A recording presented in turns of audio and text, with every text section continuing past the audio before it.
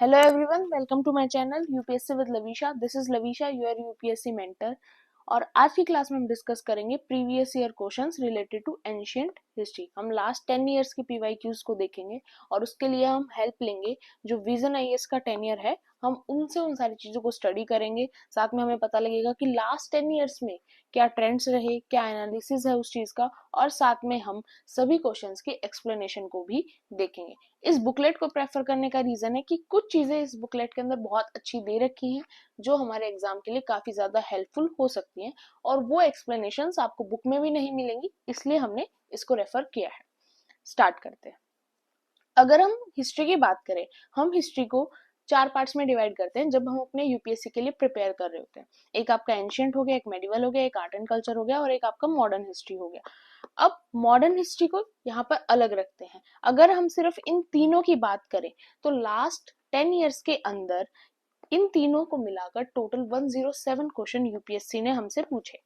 उसमें से 16 question purely based थे एंशियंट हिस्ट्री से, 28 थे मेडिवल हिस्ट्री से, और आर्ट एंड कल्चर थे आपके 63 क्वेश्चंस। तो हम वन बाय वन सभी को अपनी अपकमिंग क्लासेस के अंदर डिस्कस करेंगे। आज हम सिर्फ बात करते हैं एंशियंट हिस्ट्री की।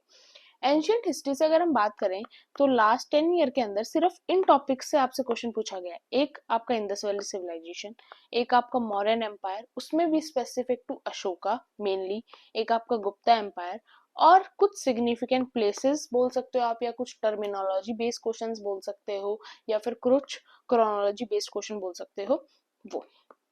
तो अब हमें यहाँ से पता चलता है कि इस पॉइंट पर जब आकर हमें तैयारी करनी है तो अगर हम सिर्फ ये टॉपिक्स भी कर लेंगे तो भी हमारी एंशियंट हिस्ट्री कवर अप हो सकती है एज कम्पेयर टू हम बहुत मोटी मोटी बुक्स को रीड करने लगे, क्योंकि टाइम बहुत कम है।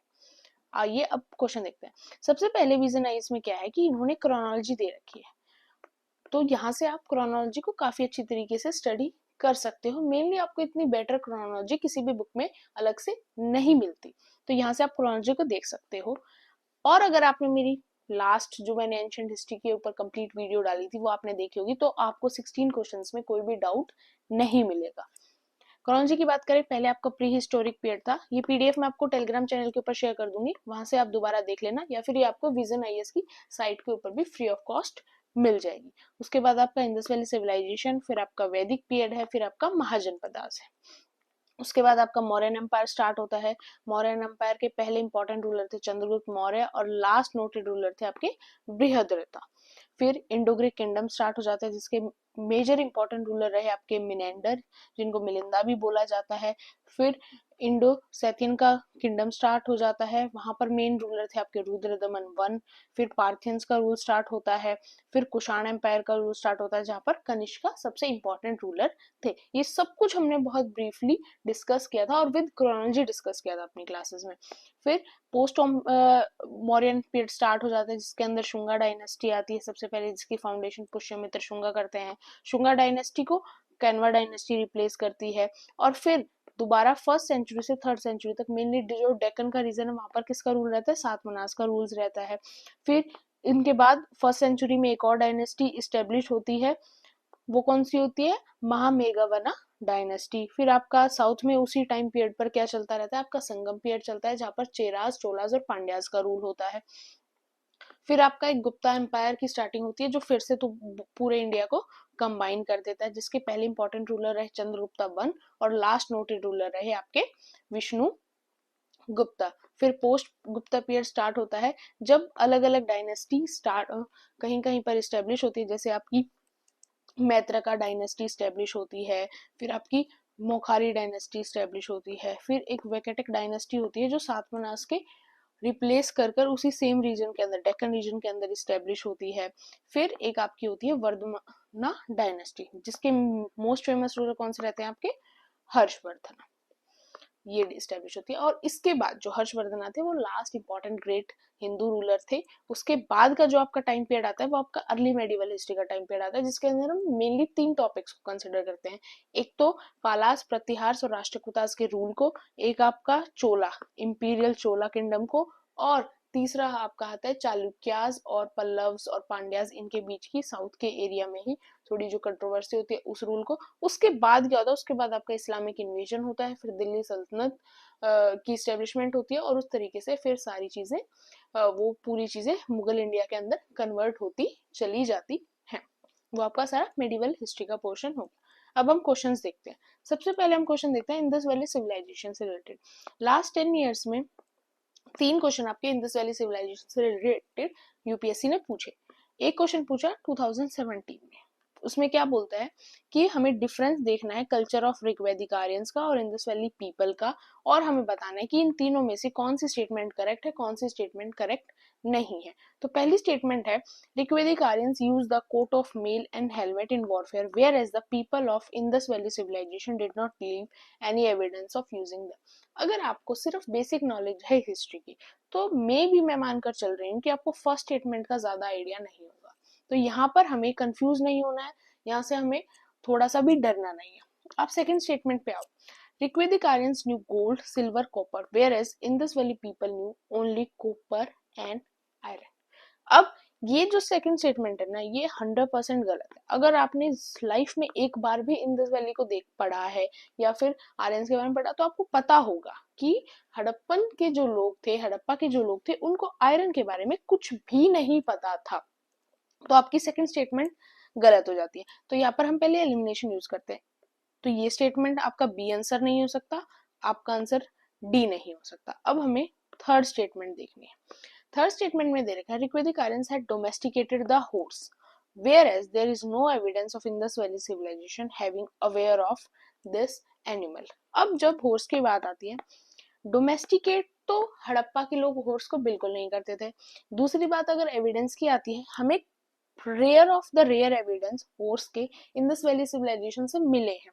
हालांकि हम उनके ऊपर 100% कॉन्फिडेंट अभी नहीं है कि ये चीज हॉर्स से ही रिलेटेड है, बट फिर भी उनको हम as a horse evidence consider कर रहे हैं। तो ये स्टेटमेंट भी आपकी यहाँ पर करेक्ट हो जाती है और आपका आंसर हो जाता है सी।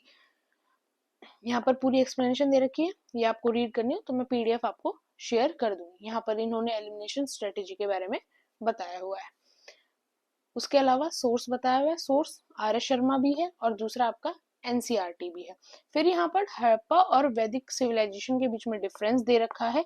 इस डिफरेंस को आपको यहाँ पर पढ़ने की जरूरत नहीं है, क्योंकि ये डिफरेंस तो अगर आपने बेसिकली क्लासेस से या फिर बुक से कवर किया तो आपको पता ही होगा। मेनली ये डिफरेंस है, पोट्री यहाँ पर black and red ware use होती थी, यहाँ पर पेंटेड ग्रे वेयर यूज होती थी। इनको अर्बन लाइफ की नॉलेज नहीं थी। हड़प्पा के लोग अर्बन लाइफ को जीते थे, बेक्ड ब्रिक्स का यूज करते थे। जब वो वर्शिप करते थे तो माना जाता है कि वो पशुपति की वर्शिप करते थे, mother goddess, animal, snake, nature की वर्शिप करते थे। एविडेंस के कोई टेंपल नहीं है, सॉरी टेंपल के कोई एविडेंस नहीं है, यहाँ पर भी टेंपल के एविडेंसेस नहीं है, बट ये वर्शिप किसकी करते थे, इंद्रा, वरुणा, अग्नि, क्योंकि इन सभी के बारे में आपके ऋग्वेदा के अंदर मेंशन है। ये हॉर्सेस में भी अवेयर थे, मे भी होंगे, तो भी एक आधी जगह, एक आधी साइट के ऊपर हॉर्स के एविडेंस हमें दिखते हैं। यहाँ पर जो हॉर्स और काउ की एविडेंस बहुत ज्यादा मिले हैं और वैदिक कल्चर के लिए काउ और हॉर्स की इंपॉर्टेंस बहुत ज्यादा थी। इवन उनके जो वॉर होते थे वो भी काउ से रिलेटेड ही होते थे। तो ये सारी चीजें हमने ऑलरेडी अपनी क्लासेस में डिस्कस की है। नेक्स्ट क्वेश्चन आता है आपका 2019 के अंदर, जिसके अंदर आपसे 4 साइट के नाम दिए हुए होते हैं और पूछा जाता है इनमें से हड़प्पन साइट कौन सी नहीं है। अब चौंदरों का नाम हमने नॉर्मली सुना होता है, अगर हमने थोड़ी स्टडी की होती है तो मतलब ये तो है। गॉड डीजी का नाम भी हमने सुना होता है। अगर हमें मेन कंफ्यूजन अगर किसी को हो सकती है तो वो हो सकती है देसलपुर और सोगरा में। अब यहाँ पर प्रॉब्लम ये है कि इन दोनों के तो हमें पता है, सोगरा के अंदर आपको कंफ्यूजन नहीं होनी चाहिए क्योंकि हमने क्लास में भी डिस्कस किया। और जो ये साइट है ना, ये साइट इंपॉर्टेंट है मौर्यन एम्पायर के पर्सपेक्टिव से, क्योंकि यहाँ पर आपको बहुत फेमस एक कॉपर प्लेट इंस्क्रिप्शन मिलती है, जो इंस्क्रिप्शन किसमें, प्राकृत में लिखी हुई है और ब्रह्मी स्क्रिप्ट का यूज हुआ है, और यहाँ से हमें मौर्यन एम्पायर के बारे में ज्यादा पता चलता है। तो आपको ये बात यहाँ पर पता होनी चाहिए, इसलिए इसका आंसर क्या होगा, सी। तो यहाँ बात बचती है सिर्फ देसलपुर की। नॉर्मली आपको नहीं भी पता हो सकता है कि देसलपुर कोई हड़प्पन साइट है या कोई कुछ है। तो अगर आपको 3 का आइडिया है, क्योंकि ये जो जगह है ये इंपॉर्टेंट है मौर्यन एम्पायर के पर्सपेक्टिव से, और ये दोनों बहुत कॉमन साइट्स है हड़प्पा की। तो आपको पता होगा कि देसलपुर बचता है, बट देसलपुर भी एक हड़प्पन साइट ही है, क्योंकि अगर आपको तीसरे की नॉलेज है तो आपको पता होगा कि ये साइट मौर्यन एम्पायर से रिलेट करती है इंपॉर्टेंस के मामले में। हड़प्पन सिविलाइजेशन से इसका कोई भी लिंक नहीं है। ये आपका पूरा इंस्क्रिप्शन के बारे में यहाँ पर डिटेल भी दी हुई है, ये आप डिटेल यहाँ से भी देख सकते हो, अदरवाइज ये भी मैंने कवर अप कर रखा है। अब फिर यहाँ पर मेजर हड़प्पन साइट का मैप दिया हुआ है, अगर आप यहाँ से देखना चाहो, बट ये बहुत ज्यादा कंफ्यूजिंग हो जाएगा तो आप इस चीज को स्किप कर सकते हो। देसलपुर के बारे में अगर आपको इतना पता है ये हड़प्पन साइट है वो मोर देन इनफ है, क्योंकि यहाँ से कोई भी ऐसा इंपॉर्टेंट एविडेंस, अलग एविडेंस नहीं मिला था जो हमें कहीं और से ना मिला हो।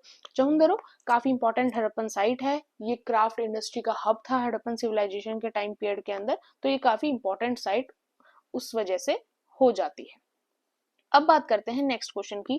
क्वेश्चन नंबर 3 है हमारा आज का, और ये आपका क्वेश्चन आया था 2021 के अंदर। इसके अंदर दे रखा है which one of the following ancient town is well known for its elaborate system of water harvesting and management by building a series of dam and channelizing water into connected reservoir। Option आपके 4 है। Simple सा answer है धोलावीरा इसका answer आएगा। Site ये चारों ही हड़प्पा की हैं, बट जो हमें वाटर हार्वेस्टिंग और मैनेजमेंट से रिलेटेड एविडेंस मिले वो कहाँ से मिले थे? धोलावीरा से मिले थे। हमें ये भी पता होना चाहिए धोलावीरा को यूनेस्को वर्ल्ड हेरिटेज साइट का स्टेटस ऑलरेडी मिल चुका है। इसके लिए आपको सिर्फ इतना करना है कि मेनली हड़प्पा से आपके बारे में क्या क्वेश्चन पूछा जाएगा आपसे, कि आपकी जितनी इंपॉर्टेंट हड़प्पा की साइट है उनकी आपको बेसिक डिटेल पता होनी चाहिए। आज तक यूपीएससी ने सिर्फ यही क्वेश्चन हड़प्पा सिविलाइजेशन से पूछा है, और चीजें भी ध्यान में रखो, बट मेन जो क्वेश्चन बनता है हड़प्पन सिविलाइजेशन से वो यही बनता है। तो आपको मेजर मेजर साइट्स में कहाँ पर किस चीज के इंपॉर्टेंट एविडेंस मिले वो आपको पता होना चाहिए। मैंने भी कवर कराए थे, आप कहीं और से कवर करना चाहो, एनसीईआरटी से कवर करना चाहो, या फिर कुछ इंपॉर्टेंट साइट्स के बारे में इस पीडीएफ के अंदर भी बता रखा है। तो यहाँ पर धोलावीरा की कैरेक्टरिस्टिक्स दे रखी है। धोलावीरा की लोकेशन क्या है? गुजरात के अंदर। डिस्कवर किसने किया था? जेपी जोशी ने इसको डिस्कवर किया था 1968 के अंदर। ये चीज आपको कहाँ से, सोर्स क्या है इस चीज को स्टडी करने का? मेनली आपका एनसीईआरटी, जो क्लास 12th की एनसीईआरटी है, जिसके अंदर आपके सिर्फ 4 चैप्टर्स हैं। और भी यहाँ पर अदर इंपॉर्टेंट हड़प्पन साइट्स की एक्सप्लेनेशन दे रखी है आपके लिए, ताकि आप और अच्छी तरह अंडरस्टैंड कर सको। कालीबंगन के बारे में बता रखा है यहाँ पर। राखीगढ़ी जो हड़प्पन सिविलाइजेशन के सबसे बड़ी साइट है उसके बारे में बता रखा है। लोथल के बारे में बता रखा है। रोपर के बारे में भी यहाँ पर बात हो रखी है। कुछ मोहनजोदारो और हड़प्पा, ये कुछ इंपॉर्टेंट साइट्स हैं, उनकी यहाँ पर कैरेक्टरिस्टिक्स दे रखे हैं। आप यहाँ से भी कर सकते हो, एनसीईआरटी से भी कर सकते हो, मेरी वीडियो से भी कर सकते हो। अब बात करते हैं मौर्यन एम्पायर से रिलेटेड, जहां से सबसे ज्यादा क्वेश्चन लास्ट 10 इयर्स के अंदर यूपीएससी ने पूछे हैं। पहला क्वेश्चन बहुत इजी है, who of the following had first deciphered the addicts of emperor Ashoka? इसका सिंपल सा आंसर है जेम्स प्रिंसेप। अगर आप 12th की एनसीईआरटी उठा के देखोगे उसके सेकंड चैप्टर की शुरू की लाइंस में ही आपको सबसे पहली चीज यही मिलेगी। यहाँ पर भी देखो page number 28, themes in Indian history part 1, तो यह यहाँ पर भी सोर्स यही दे रखा है। एलिमिनेशन टेक्निक भी आप लगा सकते हो अगर आपने जेम्स प्रिंसेप के अलावा इन 3 इंसानों के बारे में भी सुन रखा हो, क्योंकि जो विलियम जॉन्स हैं और मैक्स मिलर हैं ये नॉर्मली क्या है, literary scholars, as a literary scholars जाने जाते हैं। इनका आर्कियोलॉजिकल सर्वे से रिलेटेड इतना कोई खास लिंक नहीं है, तो आप उस तरह से एलिमिनेट भी कर सकते हो, बट इसके लिए बेसिक है कि अगर आपने थोड़ा बहुत भी स्टडी किया होगा तो आपको पता होगा कि आंसर जेम्स प्रिंसेप है। फिर नेक्स्ट क्वेश्चन आता है आपका 2019 के अंदर, उसके अंदर बोला है in which of the following relief sculpture inscription is Ranyo Ashoka king Ashoka mentioned along with the stone portrait of Ashoka? अब इसका आंसर है कंगना हेली। अब बात यहाँ पर ये आती है कि जब हमने अशोका के बारे में कवर किया था, मैंने स्पेसिफिकली अलग से अशोका के बारे में वीडियो बनाई थी और बाद में उसको कंबाइन भी किया है, जहां हमने कंप्लीट एंशिएंट हिस्ट्री को स्टडी किया है वहां पर भी। उसमें मैंने आपको अलग से बताई थी, कुछ इंपॉर्टेंट इंस्क्रिप्शंस बताई थी, रॉक एडिक्ट्स बताई थी, मेजर भी बताई थी, माइनर भी बताई थी। मैंने सारी चीजें वहां पर आपको अलग अलग बताई थी, और क्वेश्चंस में ना मेनली यहीं से बनते हैं। और ये चीजें ना आपको ज्यादातर बुक्स में नहीं मिलती हैं, बट उन बुक्स को आप एज ए यूपीएससी प्रीलिम्स की स्टडी के अंदर प्रेफर नहीं करते। उन बुक्स को सिर्फ उसी बच्चे ने स्टडी किया होगा जिसका ऑप्शनल सब्जेक्ट भी हिस्ट्री है। नहीं तो आपने नॉर्मली तैयारी के लिए 99% स्टूडेंट क्या करते हैं, आर एस शर्मा को स्टडी करते हैं, और आर एस शर्मा से क्वेश्चन निकलने के चांसेस काफी ज्यादा कम होते हैं एंशिएंट हिस्ट्री के, क्योंकि आर एस शर्मा में बहुत बेसिक चीजें हैं, वो एक फ्लो में चलती है और वहां से आपके क्वेश्चन फिर नहीं निकल पाते। तो इसका आंसर है कंगना हेली। अब क्या है, यहाँ पर इसकी पूरी वो दे रखी है, आपकी एक्सप्लेनेशन दे रखी है, और सोर्स यहाँ पर है उपेंद्र सिंह। अब उपेंद्र सिंह इतनी लेंथी बुक है, कोई भी स्टूडेंट उसको प्रीलिम्स के लिए सिर्फ स्पेसिफिक टू प्रीलिम्स प्रेफर नहीं करेगा, क्योंकि मेंस के अंदर भी आपकी एंशिएंट हिस्ट्री नहीं पूछी जाती। जो आपका GS1 होता है उसमें भी एंशिएंट हिस्ट्री के क्वेश्चन आने के चांसेस नेग्लिजिबल से ही होते हैं। फिर यहाँ पर अशोका के मेजर और माइनर रॉक एडिक्ट्स की लोकेशंस दे रखी हैं। ये लोकेशंस भी इसलिए दे रखी हैं क्योंकि यूपीएससी ने एक बार इन लोकेशंस के बारे में क्वेश्चन पूछा था। नेक्स्ट क्वेश्चन पूछा गया, who among the following rulers advise subject through this inscription. यहाँ पर एक स्टेटमेंट है, ये स्टेटमेंट इन चारों में से कौन से रूलर ने दी। Whosoever praises his religious sect or blames other sect out of excessive devotion to his own sect with the view of glorifying his own sect, he rather injures his own sect very severely। इसका simple सा मतलब है कि अगर आप अपने religion की praise करने के लिए, अपने रिलीजन की तारीफ करने के लिए अदर रिलीजन्स को, अदर सेक्ट्स को ब्लेम करते हो, तो उसमें आपके ही रिलीजन को आप ग्लोरीफाई करने की जगह डिग्रेड कर रहे हो और आप अपने ही रिलीजन को इंजर कर रहे हो। अब ये स्टेटमेंट इन चारों में से कौन से राजा ने दी, कौन से रूलर ने दी। अब देखो, मोस्ट प्रोबेबली हो सकता है आपने ये स्टेटमेंट पढ़ी ही ना हो, क्योंकि हम स्टेटमेंट पे ज्यादा ध्यान देते ही नहीं किस राजा ने क्या कहा क्या नहीं कहा। तो अगर आप नाम भी देखोगे ना, थोड़ा बहुत आपने पढ़ा है अशोका। अशोका ऐसे थे, वो बुद्धिज्म को फॉलो करते थे और वो सभी रिलीजन्स के फेवर में बात करते थे, अगर आपने थोड़ी बहुत भी स्टडी किया तो। समुद्रगुप्ता ऐसे नहीं थे, उनको तो वैसे भी नेपोलियन ऑफ द इंडिया बोला जाता है, उनके तो ऐसे थॉट्स फिर आप आइडिया लगा सकते हो ना कि नहीं थे। हर्षवर्धन थे, हिंदू रूलर थे, हिंदुज्म में बिलीव करते थे, थोड़ा बहुत बुद्धिज्म को भी इन्होंने प्रमोट किया, बट अदर रिलीजन से इनका कोई खास मतलब नहीं था और ना ही अदर रिलीजन से रिलेटेड बात करते थे। कृष्णा देवराय थे, इनका भी सेम था, ये ज्यादा रिलीजियस चीजों में इतना घुसे ही नहीं और इनका इतना ज्यादा कोई रिलीजियस पर्सपेक्टिव नहीं था। तो वैसे आप आइडिया लगा सकते हो कि हाँ, इट माइट बी आंसर क्या होगा, अशोका होगा। एक्सप्लेनेशन यहाँ पर दे रखी है, अशोका से रिलेटेड कुछ चीजें यहाँ पर बता रखी है। और दूसरी चीज ये है कि अगर आपने अशोका के 14 मेजर रॉक एडिक्ट्स को भी स्टडी किया है तो भी आपको ये चीज पता चल जाएगी कि ये थॉट्स किसके थे, अशोका के ही थे। अब बात यह है कि 14 के 14 मेजर रॉक एडिक्ट्स याद करना पॉसिबल नहीं है, तो मैंने इंपॉर्टेंट जो है वो अपनी क्लास में मेंशन कर रखे हैं। आज मैं उस चीज की भी PDF आपको टेलीग्राम चैनल के ऊपर शेयर कर दूंगी, ताकि आप उस चीज को भी ब्रीफली डिस्कस कर पाओ, उस चीज को एक बार गो थ्रू कर लेना, एग्जाम का काम हो जाएगा। नेक्स्ट क्वेश्चन है 2022 में, इसमें क्या था, साइट दे रखी थी, मेजर रॉक एडिक्ट्स की लोकेशन दे रखी थी उनकी। अब उसने पूछा था कितने पेयर करेक्ट थे, पेयर तो 2 करेक्ट थे। अब वो कहां से पता चलेगा, क्वेश्चन ये आपका आया था क्लास 6 की एनसीईआरटी से, क्लास की 6 की एनसीईआरटी से ये क्वेश्चन आया था। और उसके अलावा ये है कि अगर आपको अब 6 की एनसीईआरटी तो दोबारा कहाँ से पढ़ने बैठोगे, तो आप यहाँ से भी इस चीज को पता लगा सकते हो कि हाँ वो चीज ठीक थी या ठीक नहीं थी। जैसे कलसी है, कलसी आपका कर्नाटका के अंदर नहीं है, कलसी आपका उत्तराखंड के अंदर है, तो ये आपका यहाँ पर गलत हो जाता है। ठीक है, आपका ये जो जोगाड़ा है ये मध्य प्रदेश के अंदर नहीं है, ये आपका उड़ीसा के अंदर है। तो इस तरीके से ये आपके गलत हो जाते हैं, यहाँ पर 2 ही पेयर करेक्ट है, तो ये आपको यहाँ से पता चल जाएगा। या फिर ये भी चीज अदरवाइज मेरी क्लासेस में भी कवर है। नेक्स्ट क्वेश्चन आया 2022 के अंदर, इसके अंदर क्या था, ये क्वेश्चन था कौटिल्य के अर्थशास्त्र से रिलेटेड, कि उन्होंने अर्थशास्त्र के अंदर क्या क्या बोला हुआ है। हमने जब कौटिल्य के अर्थशास्त्र की बात की थी, हमने बात की थी कि उन्होंने 9 टाइप्स ऑफ स्लेव्स के बारे में बताया हुआ है, कि जो स्लेव्स होते हैं उनके 9 टाइप्स होते हैं। तो उन्हीं से स्लेव से रिलेटेड यहाँ पर 3 स्टेटमेंट यूज की हुई है। A person could be a slave as a result of judicial punishment, if a female slave born her master a son she was legally free. और तीसरी है आपकी, if a son born to a female slave was fathered by her master, the son was entitled to the legal status of the master's son। तो अब इनमें से statement कौन C correct है कौटिल्य के अर्थशास्त्र से रिलेटेड, तो उसका आंसर आएगा बी, क्योंकि जो आपकी फर्स्ट स्टेटमेंट है उससे रिलेटेड कौटिल्य ने ऐसा कुछ भी नहीं बोला।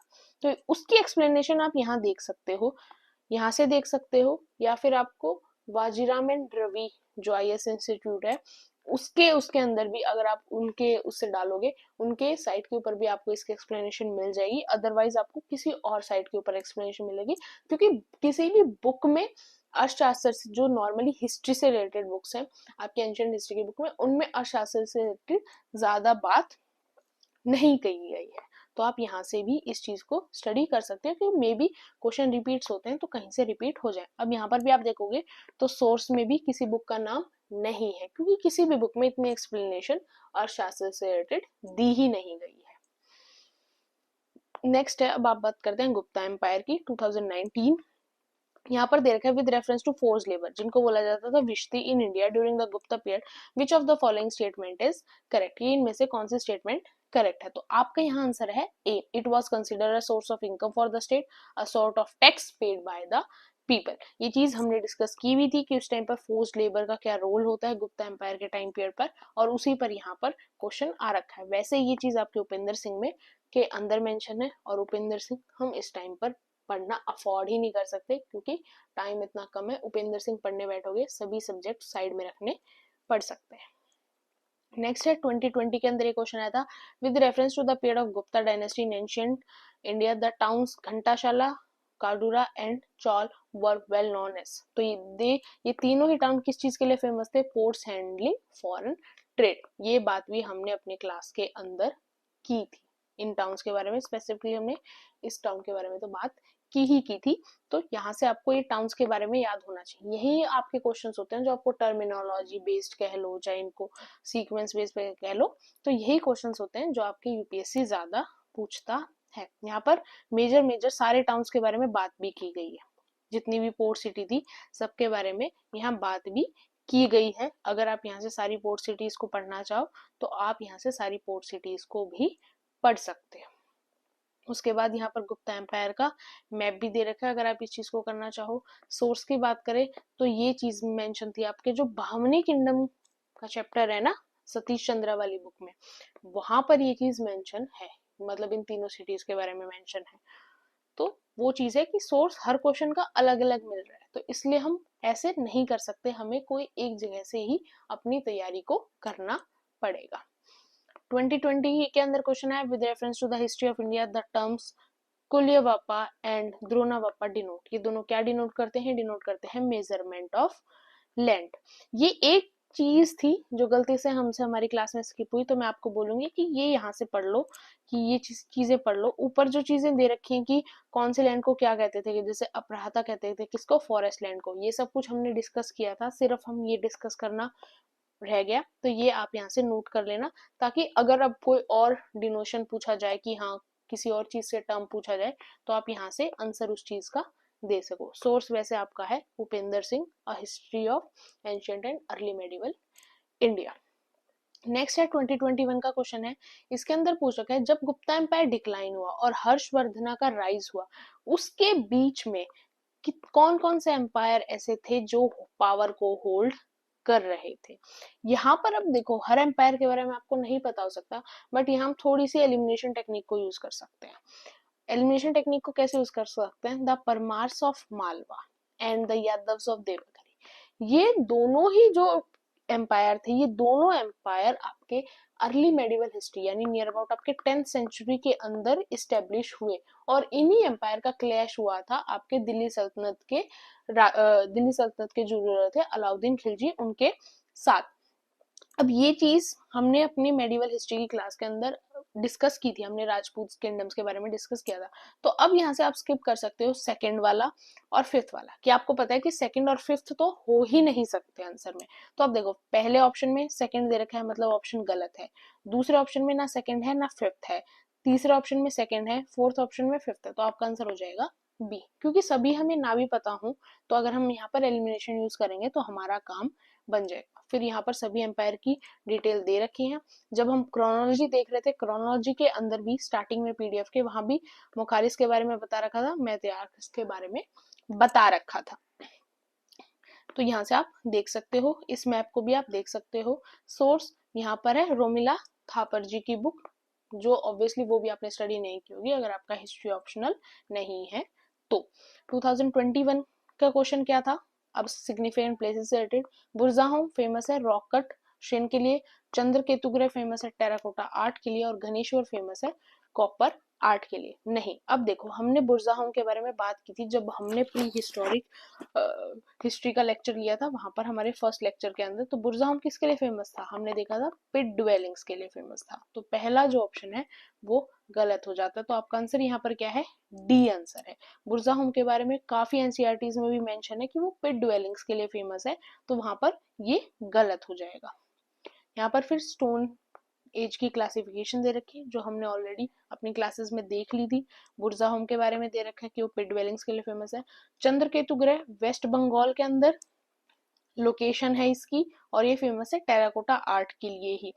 फिर नियोलिथिक एज के बारे में बता रखा है। फिर एक अलग अलग कल्चर बता रखे हैं जो चालकोलिथिक एज के अंदर स्टेब्लिश हुआ। आपका बनास कल्चर स्टेब्लिश हुआ, राजस्थान के अराउंड कयाथा कल्चर स्टेब्लिश हुआ, चंबल के अराउंड जो मेन साइड थी मध्य प्रदेश के अंदर। मालवा कल्चर स्टेब्लिश हुआ वेस्टर्न मध्य प्रदेश में। जॉर्वे कल्चर स्टेब्लिश हुआ कहाँ पर, इनाम गांव और चंडोली नियर पुणे इन महाराष्ट्र के अंदर। तो ये सारे कल्चर भी हमने काफी डिस्कस किए थे।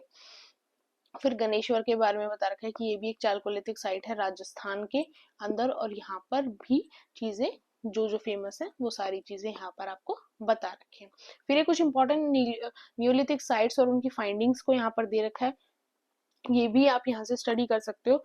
काफी इंपॉर्टेंट साइट्स जो हैं आपकी यहाँ पर कवर अप हो जाएंगी। मेहरगढ़ है बलूचिस्तान पाकिस्तान में है, किस चीज के लिए फेमस है, डोमेस्टिकेशन ऑफ एनिमल्स के एविडेंसेस मिले थे। अर्लीस्ट एविडेंस ऑफ एग्रीकल्चर हमें मेहरगढ़ से मिले थे, हमें पता होना चाहिए। गुफ कराला कश्मीर इंडिया के अंदर साइट है, यहाँ से भी हमें domestication of animal early agriculture stone tool के एविडेंसेस मिले। ब्रह्मगिरी कर्नाटका से भी हमें पॉलीस्टोन एक्सेस मिले, माइक्रोलिथ्स काफी ज्यादा मिले, एविडेंस मिले हमें हंटिंग गैदरिंग और अर्ली एग्रीकल्चर के। पीकीहाल से एविडेंस मिले, कर्नाटका इंडिया के अंदर लोकेशन है। फिर चिरांद है बिहार के अंदर, ये भी एक आर्कियोलॉजिकल साइट है, यहाँ से भी हमें सर्कुलर हट्स के स्मॉल स्केल कल्टीवेशन के इन सभी के एविडेंसेस मिले। टोकवा जम्मू एंड कश्मीर के अंदर, यहाँ से भी मड ब्रिक स्ट्रक्चर्स के रिमेन्स मिले, आर्टिफैक्ट्स मिले like pottery stone tools, early agriculture practice के एविडेंसेस भी मिले। फलूर है कर्नाटका के अंदर है, वेल प्लान्ड सेटलमेंट मिली with evidence of early agriculture, और यहाँ से हमने बीड्स को, पोट्री को और ब्यूरल साइट्स को भी डिस्कवर किया। सोर्स क्या है, उपेंद्र सिंह है। उपेंद्र सिंह के अंदर चंद्र केतु ग्रह के बारे में, चंद्र केतु ग्रह के गढ़ के बारे में बता रखा है, बट ऑब्वियसली हम उपेंद्र सिंह को अभी नहीं कर सकते। ये मैप है इंपॉर्टेंट नियोलिथिक साइट का, इसको आप स्किप कर सकते हो, इसकी इतनी जरूरत आपको नहीं है। 2023 में क्वेश्चन आया था, in which of the following region was Dhanyakataka which flourished as a prominent Buddhist centre under the Mahasanghika Sanghikas located. Answer है आंध्रा। जब आपका सातवानास का रूल चल रहा था, जब उस टाइम पर आंध्रा के अंदर ये सारी चीजें इस्टेब्लिश हुई थी। ठीक है, उसका इसका भी सोर्स क्या है, इसका सोर्स आपका सेम एनसीईआरटी ही है। 2023 में ही एक और क्वेश्चन आया था, with reference to ancient south India Korkai Poompuhar and Muchiri were well known as. ये तीनों ही पोर्ट्स के नाम थे। जब हमने संगम एज को डिस्कस किया, हमने इन तीनों पोर्ट्स के नाम चोलास चेरास पांड्यास को किंगडम को पढ़ते हुए भी डिस्कस किया था। तो यहाँ पर इन पोर्ट्स की एक्सप्लेनेशन भी दे रखी है। एनसीईआरटी के अंदर भी पुहार नाम मेंशन है, पुहार को ही हम पोम्पुहार कहते थे। तो कुछ पोर्ट्स के नाम थोड़े अलग अलग भी हैं, तो वो भी हमें खुद ही ध्यान रखने पड़ेंगे क्योंकि हमारे पास कोई और ऑप्शन वहां पर नहीं बचता। फिर यहाँ पर इंपॉर्टेंट पोर्ट्स जो है संगम एज के टाइम पीरियड के, उनका भी इस चीज के लिए मैप दे रखा है। इसको मत देखना, मेरी जो संगम एज वाली क्लास है सिर्फ 10 मिनट की क्लास है, उसमें सारे पोर्ट्स और सब कुछ वहीं पर कवर हो जाएगा, वो ज्यादा इजी पड़ेगा। फिर 2024 में एक क्वेश्चन आया जिससे हमें पिछले पीवाईक्यू से के साथ लिंक मिलता है। जैसे यहाँ पर भी फिर से चंद्रकेतु गढ़ के बारे में पूछा गया। अब हमें यहाँ पे पता है, ये तो हमने वेस्ट बंगाल में देखा था, जब हम पीवाईक्यूज आपने स्टडी करते हैं, हम पिछले साल के हमने देखा था, तो वेस्ट बंगाल में था, और ये तो टेराकोटा के लिए फेमस था। तो पहला ऑप्शन यहाँ पर गलत हो जाता, तो आपका ऑप्शन ए भी करेक्ट नहीं हो सकता, आपका ऑप्शन डी भी करेक्ट नहीं हो सकता। नेक्स्ट बात करते हैं इनाम गांव की। इनाम गांव में देखा कि है तो महाराष्ट्र में ही, और साइट भी चालकोलेती की है, तो यानी सेकेंड ऑप्शन आपका करेक्ट हो जाता है। तो इस तरीके से आपको आंसर यही मिल जाएगा। हमने डी को और ए को पहले स्किप कर दिया था क्योंकि इन दोनों में फर्स्ट ऑप्शन को करेक्ट बताया था। अब आपको पता है सेकंड ऑप्शन करेक्ट है, और सेकंड ऑप्शन यहाँ पर है नहीं, तो आप यहाँ पर आंसर हो जाएगा आपका बी। आप ऐसे अगर आपको दो भी ऊपर के पता थे तो आपका आंसर निकल जाएगा। उसके अलावा जो मनगाडू है वो भी आप देख लो, केरला में है, मेगालिथिक साइट है, ये भी करेक्ट है। नेक्स्ट है सालीहुंडम Andhra Pradesh rock cut cave श्रेन, ये गलत है। ये लोकेशन आंध्र प्रदेश में ही है पर ये लोकेशन रॉक कट केव श्रेन के लिए फेमस नहीं है। मेनली ये भी किसके लिए, बुद्धिज्म से रिलेटेड चीजों के लिए ही फेमस है, और यहाँ पर रॉक कट श्रेन जैसा कुछ भी काम नहीं है। तो इस तरीके से हम एलिमिनेशन को यूज कर सकते हैं अगर हमें एक दो साइट्स के बारे में भी पता है। अब आपको इन दोनों साइट्स के बारे में पता चल गया, आने वाले 2025 में 26 में इन दोनों साइट्स में से भी एक साइट आ गई पेपर के अंदर और बाकी कुछ अलग साइट आ गई, तो आपको इनके बारे में पता है तो आप वहां पर एलिमिनेशन से आंसर को कर दोगे। ठीक है, सोर्स यहाँ पर भी सेम उपेंद्र सिंह था। यहाँ पर इन्होंने एलिमिनेशन टेक्निक भी बताई हुई है, कुछ इंपॉर्टेंट किंगडम और टाउन्स का यहाँ पर इन्होंने मैप भी दे रखा है, इस मैप को आप यहाँ पर स्किप कर सकते हो। तो ये था आपका ओवरऑल एंशिएंट हिस्ट्री से रिलेटेड 10 इयर्स की पीवाईक्यू। होप आपको वीडियो अच्छी लगी हो। फिर भी कोई भी डाउट हो, कोई भी प्रॉब्लम हो, do mention in the comment section. ये पीडीएफ जो है मैं आपको टेलीग्राम चैनल के ऊपर शेयर कर दूंगी, या फिर आप विजन आईएएस की साइट से भी इसको ले सकते हो। उसके अलावा सोर्स की जहां तक बात करें, मेरे लिए मैं बेस्ट आपको ये बताऊंगी, आप मेरी एंशिएंट हिस्ट्री की कंप्लीट क्लास को देखो, इन पीवाईक्यू को देखो, एंशिएंट हिस्ट्री कंप्लीट हो जाएगी। अदरवाइज इसके अलावा भी आप सोर्स प्रेफर करना चाहते हो तो क्लास 6 की एनसीईआरटी को पकड़ लो, साथ में क्लास 12 की जो एनसीईआरटी है जिसके अंदर सिर्फ 4 चैप्टर्स हैं। पहला चैप्टर में आपके हड़प्पन सिविलाइजेशन की बात है, दूसरे में आपके ये सभी किंगडम्स की बात है, तीसरे में आपका धर्मशास्त्र वगैरह की बात है, और फोर्थ में आपके बुद्धिज्म जैनिज्म की बात है। उन 4 चैप्टर्स को कर लो, ज्यादा बेटर है एज कम्पेयर टू आप आर एस शर्मा को करो। Don't forget to subscribe my channel, like and share my video. Thank you.